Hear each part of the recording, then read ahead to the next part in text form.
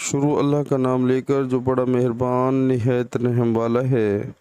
حج کے مہینے معین ہیں جو معلوم ہیں، تو جو شخص ان مہینوں میں حج کی نیت کر لے تو حج کے دنوں میں نہ عورتوں سے اختلاط کرے، نہ کوئی برا کام کرے، نہ کسی سے جھگڑے، اور جو نیک کام تم کرو گے وہ خدا کو معلوم ہو جائے گا، اور زاد راہ یعنی رستے کا خرچ ساتھ لے جاؤ، کیونکہ بہتر فائدہ زاد راہ کا پرہیزگاری ہے۔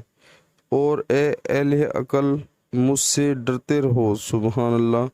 پیارے مسلمانوں، اللہ تعالیٰ قرآن پاک کو ہمیں ترجمے کے ساتھ سن کر اس پر عمل کرنے کی توفیق عطا فرمائے، اور 5 وقت باجماعت نماز پڑھنے کی توفیق عطا فرمائے۔ پیارے مسلمانوں، پرہیزگاری یہی ہے کہ جب ہم حج پہ جائیں تو اپنا جو رستے کا خرچ ہے اس کو لازمی ساتھ لے جایا کریں، تو اس میں اللہ کا حکم بھی پورا ہوگا اور برکت بھی حاصل ہوگی۔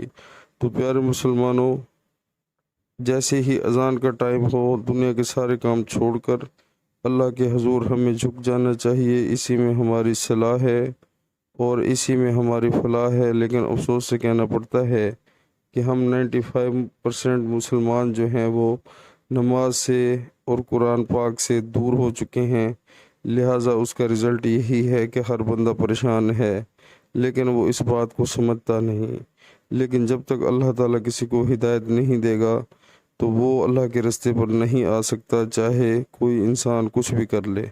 تو اللہ تعالیٰ ہم مسلمانوں کو ہدایت عطا فرمائے، آمین۔ انشاءاللہ ملتے ہیں اگلی ویڈیو میں، تب تک کے لیے السلام علیکم ورحمۃ اللہ وبرکاتہ۔